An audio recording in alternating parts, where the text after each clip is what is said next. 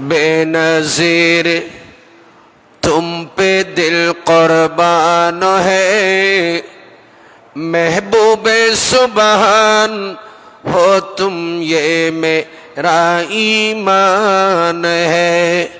बड़े पीर बेनज़ीर, बड़े पीर बेनज़ीर तुम पे दिल कुर्बान है, महबूबे सुबहान हो तुम ये मेरा ईमान है। महबूबे सुबहान हो तुम ये मेरा ईमान है।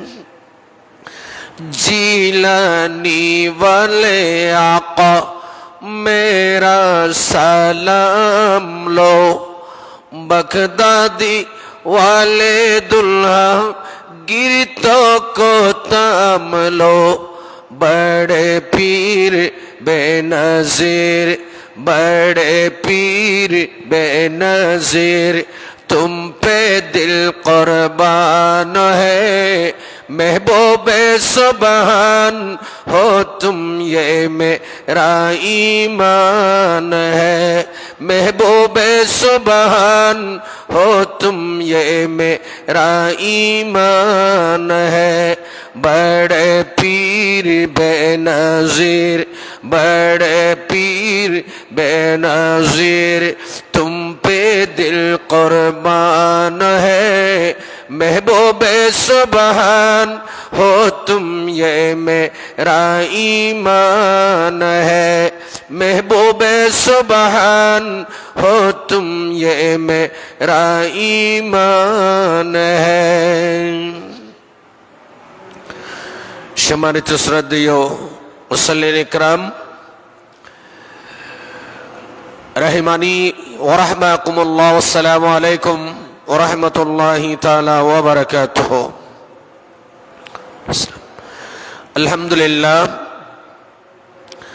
আল্লাহ পাক আযজা ওয়া জালের আলিশান দরবারে শুকর আদায় করছি, যিনি আমাদেরকে মাহে রবিউল আখির চাঁদের জুমার নামাজ আদায় করার তৌফিক এবং সুযোগ দিয়েছেন। আসুন আমরা মোহাব্বতে একবার মুনিবের দরবারে শুকর আদায় করি। আলহামদুলিল্লাহ। পবিত্র কালামে মজিদ ফুরকান হামিদ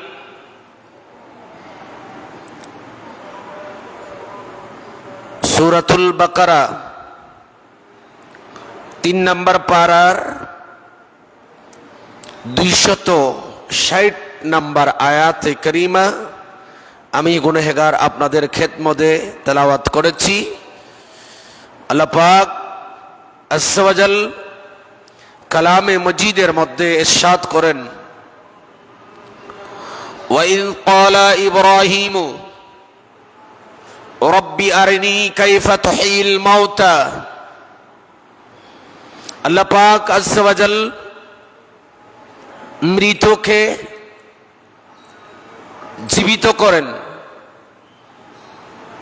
মৃতকে জীবিত করেন, আবার জীবিতকে মৃত করেন। আমার আল্লাহ পাক জীবিত থেকে মৃত বের করেন, আবার মৃত থেকে জীবিত বের করেন। এটা আল্লাহ পাকের কুদরত।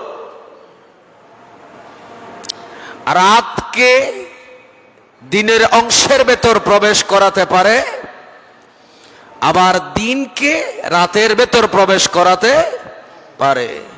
এই কুদরত যার কাছে, ওনার নাম আল্লাহ। যেমন আমরা শীতকালে ঠান্ডার মৌসুমে দিনটা একেবারে ছোট্ট, ঠিক না? গরমকালে দিনটা বড়। এখন আমরা মাগরিবের নামাজ পড়ি 5:30 না? আর যখন গরমকাল আসে তখন আমরা 7:30টায় মাগরিবের নামাজ পড়ি বা 7:30টার পরেও মাগরিবের নামাজ পড়ি। তাহলে এই যে 7:30টা আগে বা পরে মাগরিবের নামাজ আর এখন 5:30টায়, তো মাঝখানে কয় ঘন্টা হলো? এই 2টি ঘন্টা আমার আল্লাহ পাক দিন থেকে কেটে রাতের ভেতরে ঢুকাই দিলেন। তা আল্লাহর কুদরত এটা। ইনি হচ্ছেন প্রভু, যিনি দিনকে রাতের ভেতর প্রবেশ ঘটাতে পারে, আবার রাতকে দিনের ভেতর প্রবেশ করাতে পারে। জীবিত থেকে মৃত, আমার আল্লাহ বলেন আমি জীবিত থেকে মৃত বের করি। আল্লাহর কোরআনে আছে, আল্লাহ পাক আজ্জা ওয়া জাল কালামে মজিদের মধ্যে বলেছেন, তুখরিজুল হাইয়্যি মিনাল মাইয়্যা। আল্লাহ পাক জীবিত থেকে মৃত বের করেন। যেমন মোরগ, মুরগি জীবিত, আর ওখান থেকে বের করেন মুরগি কি দেয় বলেন না? তো জীবিত থেকে কি বের করেন? মৃত্যু বের করেন। মুরগি ডিম দেয়, সেই ডিম আমরা খাই। আল্লাহ বলেন আমি ওই সত্তা যিনি জীবিত থেকে মৃত বের করি, আবার মৃত থেকে জীবিত বের করি। মুরগি থেকে সেই জীবিত মুরগির থেকে মৃত ডিম বের করেন, আবার ওই মৃত ডিম থেকে আমার আল্লাহ পাক আজ্জা ওয়া জাল মুরগির ছানা বাচ্চা বের করেন। জোরে বলুন। উনি হচ্ছেন খালেক, উনি হচ্ছেন প্রভু। সেই মাওলা কুদরত ক্ষমতা আল্লাহ পাক যে বের করতে পারে জীবিত থেকে মৃত। যেমন যদি আরেকটা উদাহরণ দিই, আমার আপনার সৃষ্টি, আমাকে আপনাকে যেই নতফা থেকে সৃষ্টি করা হয়েছে, শুক্রাণু থেকে,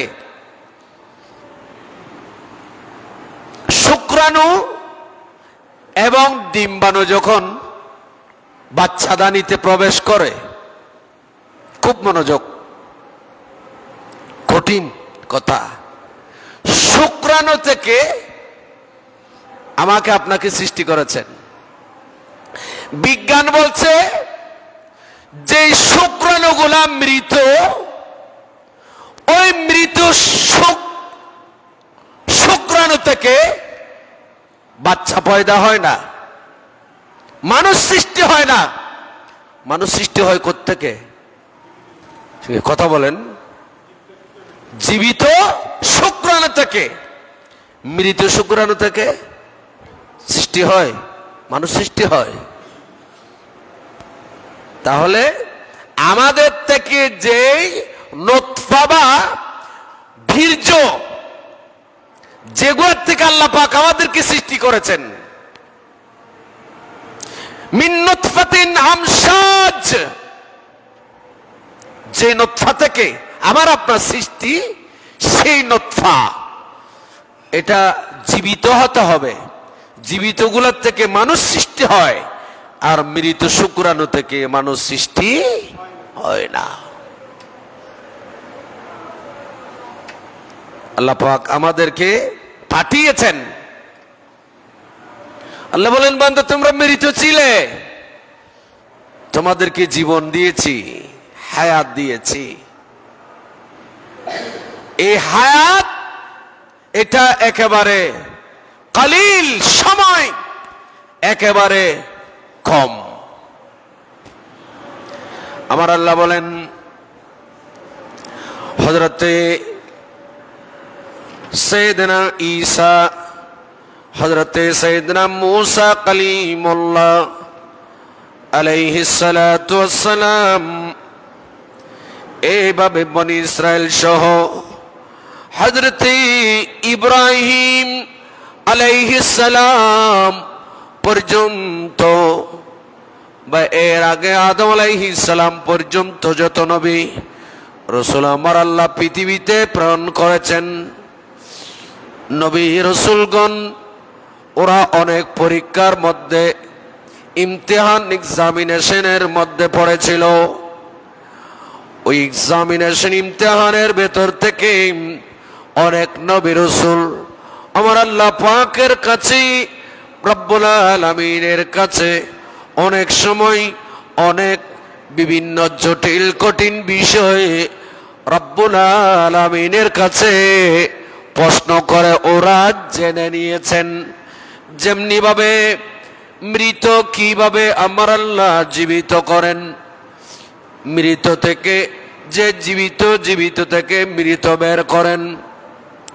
ইব্রাহিম খলিলুল্লাহ আলাইহিস সালাম আল্লাহ পাকের কাছে ইলতিজা করলেন অত্যন্ত বিনয়ের সাথে। আল্লাহ পাকের কাছে জানতে চাইলেন, ও মাওলা, ও সৃষ্টিকর্তা মাবুদ, ক্বালা ইব্রাহিমু রব্বি আরিনি কাইফা তুহিল মাউতা, মাওলা কিভাবে তুমি মৃতকে জীবিত করো, আমি ইব্রাহিম খলিলুল্লাহকে একবার ওই দৃশ্য দেখান। একটু বড় করে বলি, মৃত কেমনে জীবিত হয়, জীবিত মৃত কেমনে আপনি জীবিত করেন, আমি ইব্রাহিমকে আল্লাহ একটু করে দেখান, আমি একটু দেখতে চাই, আমাকে একটু দেখাও, আরিনি আমাকে দেখান, কাইফা কিভাবে তুহিল মাউতা মৃতকে কিভাবে আপনি জীবিত করেন। আল্লাহ এটা তোমার কুদরত, মৃত্যু জীবিত করা তোমার কুদরত, আবার জীবিতকে মৃত্যু দেওয়া এটা তোমার কুদরত, একমাত্র তোমার হাতে মানুষের হায়াত এবং জান জীবন, ঠিক কিনা বড় করে বলুন। এই জন্য আল্লাহ পাক আযজা ওয়া জাল সূরা মুলুকের মধ্যে, সূরা মুলুক 2 নম্বর আয়াতে আল্লাহ পাক আযজা ওয়া জাল কত সুন্দর করে বলেছেন, আল্লাযী খালাকাল মাউতা ওয়াল হায়াতা লিয়াবলুয়াকুম আইয়ুকুম আহসানু আমালা। আল্লাহ মাওলা মুনিব, খালাকাল মাউতা মৃত্যুর সৃষ্টিকারী আপনি, ওয়াল হায়াতা হায়াতের সৃষ্টিকারী আপনি। আমি ইব্রাহিম খলিল মাওলা মুনিব আপনার কাছে জানতে চাচ্ছি, আপনি কিভাবে মৃতকে জীবিত করেন, কোন পদ্ধতিতে করেন, কিভাবে করেন, কেমনে করেন, আমি ইব্রাহিম খলিলকে একটু দেখান। সুবহানাল্লাহ বলবেন না? আমার আল্লাহর কাছে কুদরতি ক্ষমতা আছে কিনা? কথা বলেন। এখন আমাদের জান আছে, এই জান চলে যাবে, এই জান চলে যাবে। দুনিয়ার কারো কথায় কারো জান বের হয় না। আপনার আমার ভেতরে যে জান রয়েছে, হায়াত রয়েছে, জীবন রয়েছে, সে জানের মালিক বলেন আল্লাহ, মৃত্যু দেওয়ার মালিক, হায়াত দেওয়ার মালিক আল্লাহ। ইব্রাহিম খলিল আল্লাহ পাকের কাছে যখন আরজি ইলতিজা করলেন, আল্লাহ পাকের কাছে যখন এইভাবে বললেন, আবার আল্লাহ বলেন, ইব্রাহিম মৃত জীবিত করা আমার কাজ, কাজ আমার। আমার আল্লাহ ডাক দিয়ে বলেন, আওয়ালাম তুমিন, ইব্রাহিম আমি আল্লাহ যে মৃত জীবিত করতে পারি, এটার উপর কি তোমার ঈমান নাই নাকি? এটা কি তুমি বিশ্বাস করো না? ক্বালা বালা, ইব্রাহিম খলিল বললেন, আল্লাহ হ্যাঁ, তুমি মৃতকে জীবিত করো, তুমি মৃতকে যে জীবিত করো, এটাকে আমি ইব্রাহিম খলিলুল্লাহ বিশ্বাস করি। দেখতে চাচ্ছ? আমার আল্লাহ বলেন, ইব্রাহিম দেখতে চাচ্ছ কেন? তুমি কেন দেখতে চাচ্ছ?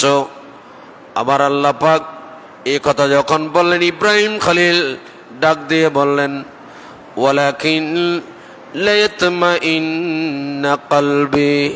আল্লাহ, তোমার এই কুদরত কেমনে করো জীবিত, এটা দেখি আমি ইব্রাহিম প্র্যাকটিক্যাল দেখে আমি একটু আমার কলবকে মোতামাইন করার জন্য, আমার কলবকে আমি একটু সান্ত্বনা দেওয়ার জন্য আল্লাহ এই পদ্ধতিটা মৃত জীবিত কেমনে করো এটা আমি দেখতে যাচ্ছি, আমার কলবকে শান্তি দেওয়ার জন্য, আমার কলবকে শান্তি দেওয়ার জন্য দেখতে চাচ্ছি। কলবি, কলবকে মোতামাইন করার জন্য। তো নামাজ পড়তে গেলেও কলবকে মোতামাইন করতে হয়। কি করতে হয়? একটু বড় করে বলেন। নামাজ পড়তে গেলে কলবকে কি করতে হয়? হুশু হুজু মুতমাইন কলব, কলবকে একটু আপনাকে মুতমাইন করতে হয়। ইব্রাহিম খলিলুল্লাহ বলেন, আল্লাহ একটু আমি আমার কলবটাকে মুতমাইন করার জন্য একটু দেখতে চাচ্ছি। এবার আমার আল্লাহ বলেন, ক্বালা ফাখুয আরবাআতাম মিনাত তায়র। ও ইব্রাহিম, এবার তুমি 4টা পাখি ধরো। সুবহানাল্লাহ কন্যা। পাখি কয়টা? ইব্রাহিম তুমি এবার 4টা পাখি ধরো। এটা আমার আল্লাহ পাক কোরআনে বলছেন, ফাখুয আরবাআতাম মিনাত তায়র। ইব্রাহিম তুমি 4টা পাখি ধরো। ফাসরুহুন্না, ওই পাখিগুলাকে ইব্রাহিম জবে করে, চামড়া ছিঁড়ে ফেলে ওই পাখিগুলার গোশতগুলাকে তুমি একেবারে পাউডার বানিয়ে নাও। পাখি ধরো, জবে করে, চামড়া ছিলে, এবার গোশতগুলাকে একেবারে কুচি কুচি করে ফেলো। ফাসরুহুন্না, এই পাখিগুলাকে সুরাইয়ে ফেলো, পাউডার করে ফেলো। একটু জোরে বলুন। কোরআন আল্লাহর কালাম, কোরআনে পাক, 3 নাম্বার পারা, সূরা বাকারা, আয়াত নাম্বার 260। এবার ইব্রাহিম খলিলুল্লাহ আল্লাহর নির্দেশে এই 4টি পাখি ধরলেন। 4টা পাখি ধরে ইব্রাহিম খলিল এই পাখিগুলাকে এবার একেবারে কুচি কুচি, একেবারে ছোট্ট ছোট্ট করে ফেললেন। একেবারে ছোট্ট ছোট্ট করে ইব্রাহিম খলিলুল্লাহ আল্লাহ পাকের নির্দেশ পালন করলেন। আল্লাহ, পাখিগুলা তো জবে করে দিলাম, মরে গেল, চামড়াগুলো ছিঁড়ে ফেললাম, পাখিগুলার গোশতগুলাকে একেবারে কুচি কুচি পাউডার করে ফেললাম, 4টা পাখির গোশত মিস করে নিলাম। আমার আল্লাহ এবার ডাক দিয়ে বললেন, ও ইব্রাহিম, সুম্মা ইজআল আলা কুল্লি জাবালিন মিনহুন্না। ইব্রাহিম এবারে গোশত, এই 4টি পাখি, 4টা পাখির গোশত যখন তুমি কুচি কুচি করে একেবারে পাউডার বানিয়ে ফেলছো, এবার তুমি ইজাল আলা কুল্লি জাবালিন, এবার এই পাহাড়, এই যে পাহাড়, যতগুলো পাহাড় আছে সমস্ত পাহাড়ে এই গোশতগুলোকে তুমি ছিটাইয়া দাও। একটু বড় করে বলুন, আল্লাহুম্মা সাল্লি আলা মাওলানা মুহাম্মদ ওয়া আলা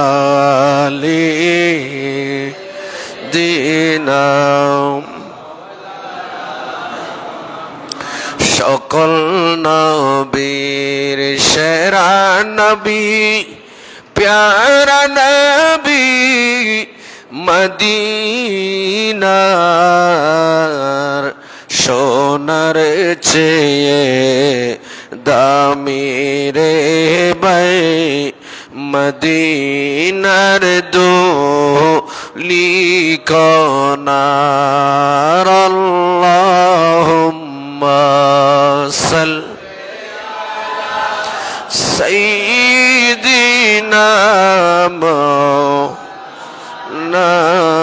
মুহাম্মদ ওয়া আলা আলিহি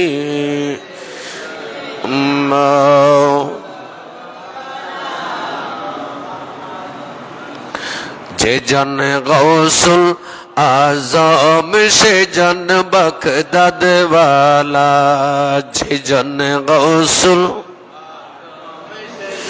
বগদাদ ওয়ালা तने कादे जारे चरण जुगल मदीना वाला तने कादे जारे चरण जुगल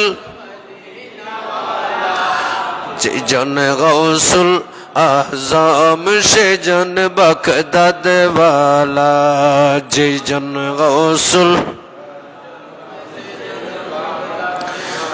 अबू साहल मूसा जंगी ছিলেন যার পিতা উম্মুল খায়র মা ফাতেমা ছিলেন যার মাতা দুইজনই ছিল আল্লাহ নবীর প্রেমে উজালা দুইজনই ছিল আল্লাহ নবীর প্রেমে উজালা যে জন গৌসুল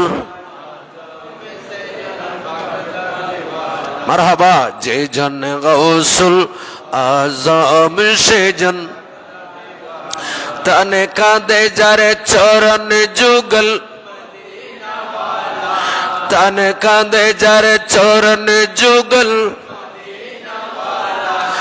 जे जन गौसुल आजम से जन बगदाद वाला जे जन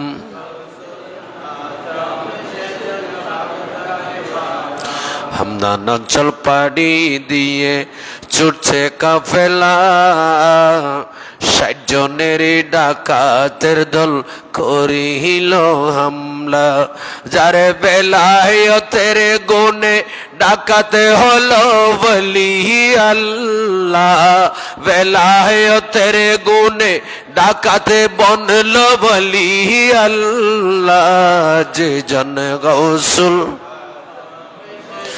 बगदाद वाला जे जन गौसुल आजम से जन बगदाद वाला सलाम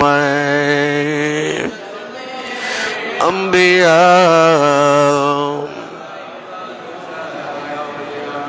গভীর মনোযোগ বলতে চেয়েছিলাম ইব্রাহিম খলিলুল্লাহ এবার ওই গোশত কুচি কুচি 4টি পাখির গোশত এক জায়গায় মিক্স করলেন এক জায়গায় একেবারে হলত মলত মিক্স করে গোশতগুলাকে বিভিন্ন পাহাড়ে নিয়ে গিয়ে ছিটে দিলেন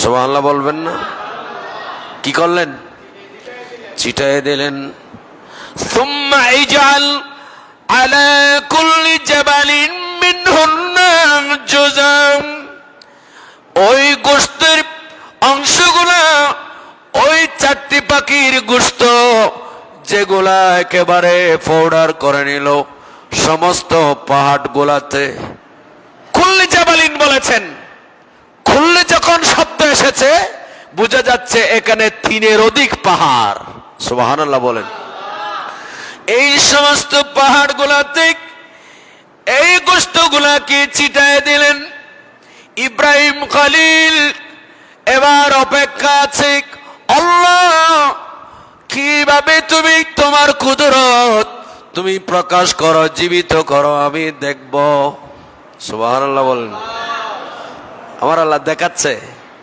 ইব্রাহিম খলিলুল্লাহকে কেমনে জীবিত করে মানুষ মৃতকে পশুকে কেমনে জীবিত করে, আল্লাহর কুদরত কেমনে, সেটা আমার আল্লাহ পাক এখনই দেখাবেন। সুবহানাল্লাহ।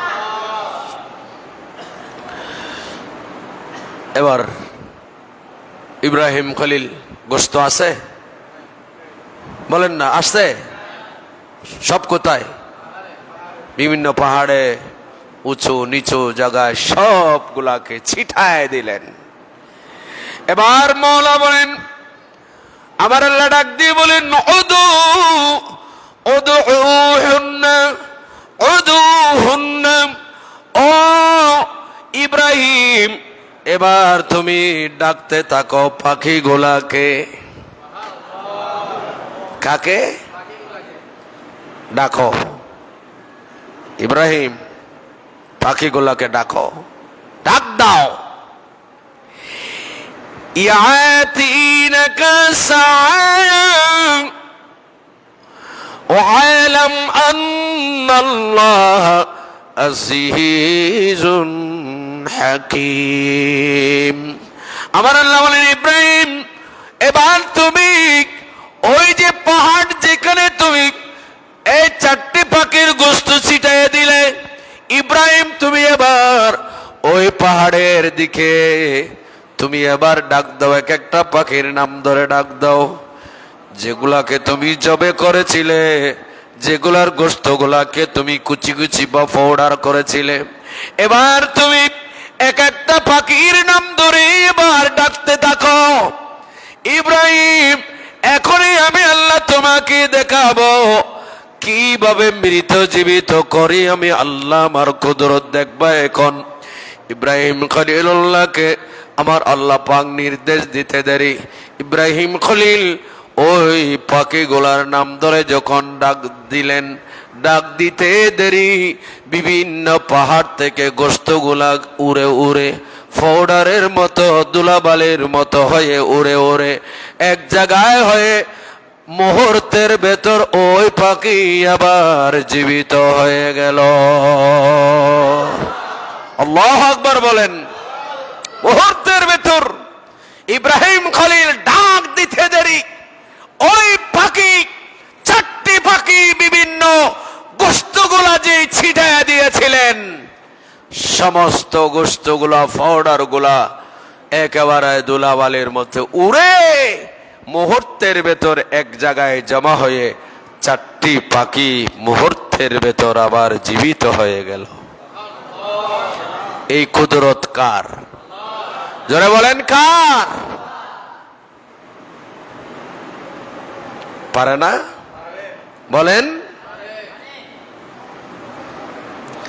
আজকে ফিলিস্তিনে মুসলমানদের উপর যে নীরব ঘাতক ইসরায়েল বোমা মেরে, রাসায়নিক অস্ত্র মেরে, বিভিন্ন বড় বড় ক্ষেপণাস্ত্র মিসাইল মেরে মুসলমানদের স্থাপনা, ভারী ঘর বিল্ডিং উড়াই দিচ্ছে।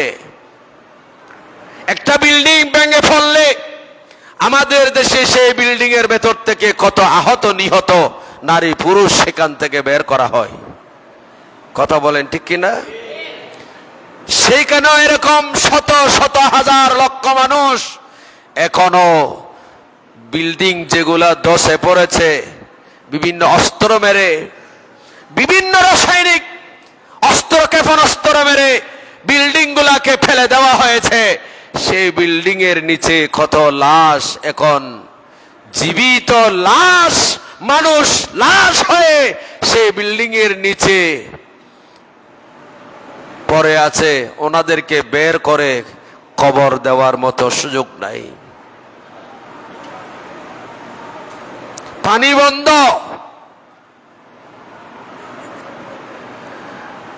কারবালার ময়দানের কথা স্মরণ করে দিচ্ছে। পানি বন্ধ, খাবার বন্ধ, ইলেকট্রিক বন্ধ, শত হাজার লক্ষ মুমূর্ষু রোগী শিশু, তাদের যে অক্সিজেন ছাড়া জীবন বাঁচবে না, ওদের কোনো অক্সিজেন দেওয়ার মতো সেখানে কোনো তরল পদার্থ, অক্সিজেন নাই, গ্যাস নাই, পানি নাই, বিদ্যুৎ নাই।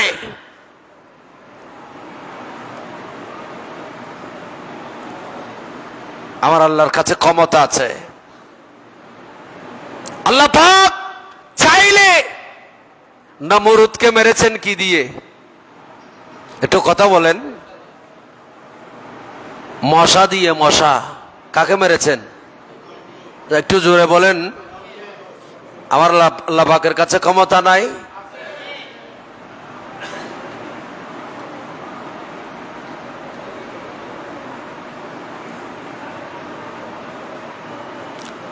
বড় দুঃখের বিষয়, এখনো আমরা মুসলমান জাতিগুলো যদি এই অবস্থায়, কোন মুসলিম রাষ্ট্র যদি কোনো খ্রিস্টানের উপর এইভাবে চায়, একদিন হামলা করুক তো, একদিন করুক, পুরো বিশ্বের ইহুদিগুলা সব এক জায়গায় এসে যাবে।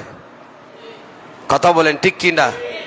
অথচ গত জুমায় বলেছি, গত জুমায় আপনাদের খেদমতে বলেছিলাম, এক মুসলমান অপর মুসলমানের কয়টি হক? কথা বলেন। 6টি হক। সেখান থেকে একটা হক হচ্ছে ইয়াদাতে মারিজ, রোগে আক্রান্ত ব্যক্তির সেবা যত্ন করা। আজকে ওরা বোমা পড়ে অনেক মানুষ নিহত, আমার ফিলিস্তিনের ভাই, অনেক বোন নিহত, অনেক আহত, অনেকের চিকিৎসার অভাব, অনেকের ওষুধের অভাব, অনেকের অক্সিজেনের অভাব আছে। ওই যেগুলা খেয়ে ওরা বাঁচবে, পানি খেয়ে যেগুলা খেয়ে বাঁচবে, ওই পানি পর্যন্ত এই খম্বক্ত এই ইসরায়েল ফিলিস্তিনের মধ্যে পানি পর্যন্ত প্রবেশ করতে দিচ্ছে না। কই আমার মুসলিম দেশের প্রধানগুলা কোথায়? এক একজন আপন আপন গদি নিয়ে কেমনে টিকে থাকবে সরকার প্রধান হয়ে, বা কেমনে টিকে থাকবে শুধু সেই অর্থাৎ ইহুদি নাসারাদের পাছাড়া গোলাম হয়ে আছে। ঠিক কিনা বড় করে বলে? এখন অস্তিত্ব রক্ষার সময়, এখন আমাদের মুসলমানদের অস্তিত্ব রক্ষার সময়। গত জুমায়, এর আগের জুমায়, গত জুমা থেকে কমপ্লিট ফিলিস্তিন, এই ফিলিস্তিন বাইতুল মুকাদ্দাস আমাদের প্রথম কিবলা, সেই কিবলাতে গত জুমায় কাউকে ঢুকতে দেওয়া হয় নাই নামাজ পড়ার জন্য। পঞ্চগানা নামাজ রাখেন, জুমার নামাজ পড়তে পর্যন্ত বাধা দিচ্ছে একজন মুসলমানকেও সেই মসজিদে বাইতুল মুকাদ্দাসে ঢুকতে দিচ্ছে না। কই আমাদের মুসলিম রাষ্ট্রপ্রধান গুলা কই? অন্তত পক্ষে এক জায়গায় যদি মুসলিম রাষ্ট্রগুলা এমনি নিন্দা করলে হবে না, শুধু নিন্দা জানালে দায়িত্ব শেষ হয়ে যায় না। কথা বলেন ঠিক কি না? নিন্দা জানালে কি দায়িত্ব শেষ? কথা বলেন। আমাদের কি কিছু করার নাই? শুধু কি আমরা নিন্দা জানাতে থাকবো? শুধু কি আমরা জাতিসংঘকে এগুলো বন্ধ করার জন্য শুধু আবেদন করতে থাকবো?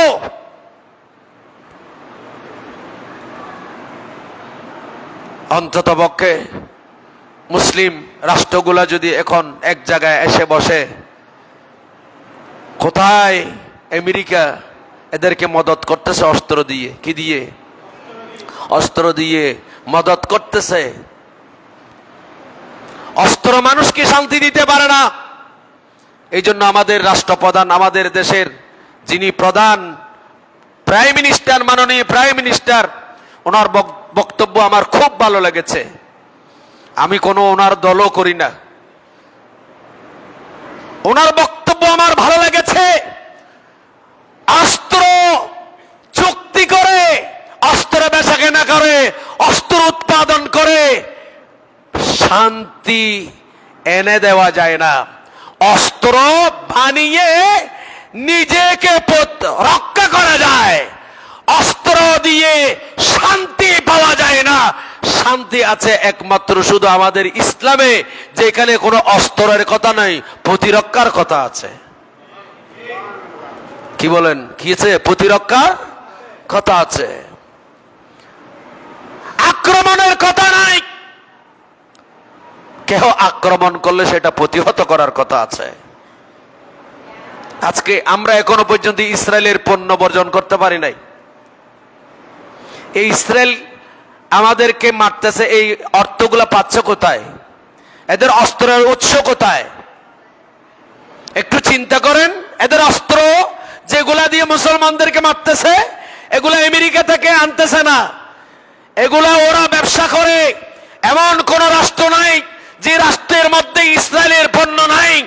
আমাদের বাংলাদেশেও যদি আপনি ইসরায়েলের পণ্য খোঁজেন, 50টার উপরে ইসরায়েলের পণ্য বাংলাদেশে আপনি পাবেন।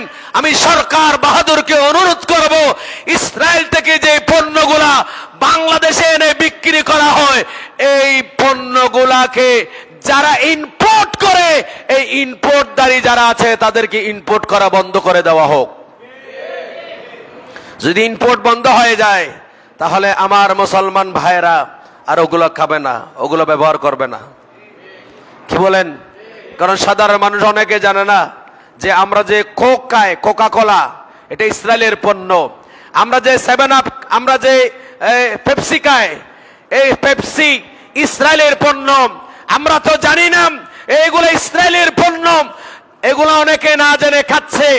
হয়তোবা আমার তাকরীর বয়ান শুনে মুসল্লি, সম্মানিত মুসল্লিন ইকরামদের মধ্যে যারা আছে, ওরাও ধিক্কার জানাবে যে আমার ভাইকে মারার জন্য ওরা অস্ত্র যেগুলো উৎপাদন করছে, এই পণ্যগুলা বিক্রি করে যে টাকাগুলা পায়, ডলার রিয়ালগুলা পায়, এই ডলারগুলা দিয়ে ওরা আমার ভাইকে মারার জন্য অস্ত্র তৈরি করে। তা আমরা যদি এদের পণ্যগুলা বর্জন করি, তাহলে ওরা আর ডলার পাবে? জোরে বলেন। এদের ডলারের যোগান করে দিচ্ছি আমি, আপনি মুসলমান। যদি এদেরকে অর্থনৈতিকভাবে অবরোধ করা হয় স্বঘোষিত, ওনাদেরকে পানিবন্দী করা লাগবে না।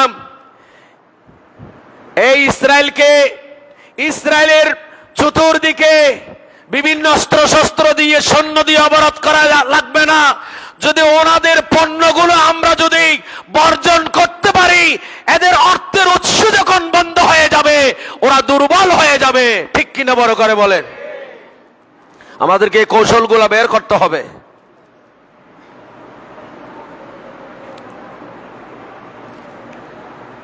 আল্লাহ পাক, আমরা মুসলমান জাতি, আমাদেরকে এই বীরের জাতিদেরকে আল্লাহ তুমি বদরের ময়দানে সাহায্য করেছ।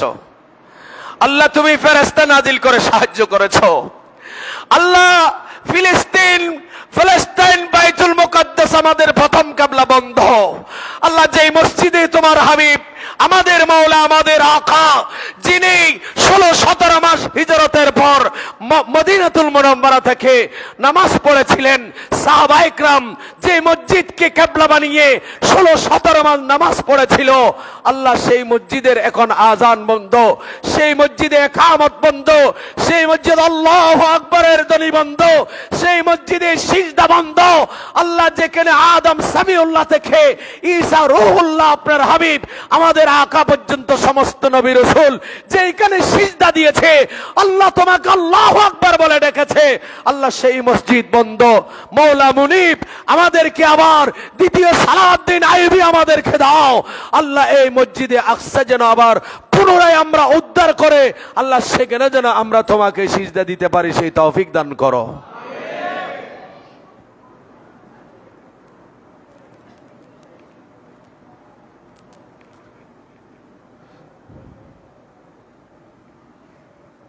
মুসলিম প্রধান রাষ্ট্রগুলোর কাছে আমরা বাংলাদেশ অর্থনৈতিকভাবে আমরা খুব দুর্বল। যদি আমাদের দেশটা সবল হতো, অন্তত পক্ষে আমাদের দেশের সরকার এবং যারা আছে, আমরা কেহ আমরা ইসরায়েলকে কি করি না? সমর্থন। বড় করে বলেন সমর্থন। দুঃখের বিষয়, আমাদের দেশের যে পাসপোর্ট গুলাতে, আমি গত এক জুমা আগে বলেছিলাম মনে হয়, আমাদের পাসপোর্ট গুলাতে আগে আমাদের পাসপোর্ট দিয়ে ইসরায়েল যাওয়া বন্ধ ছিল। সে কথাটা পাসপোর্টের মধ্যে ইংরেজিতে ল্যাঙ্গুয়েজ ভাষায় লেখা ছিল। বড় দুঃখের বিষয়, সেই কথাটা এখন নতুন করে এখন সেই কথাটা উঠিয়ে দেওয়া হয়েছে। এটা কাদেরকে কাকে খুশি করার জন্য করেছেন জানি না। আমরা মুসলিম, আমরা বীরের জাতি। আল্লাহ পাক আজ্জা ওয়া জাল আমাদের সহায় হন, আমিন।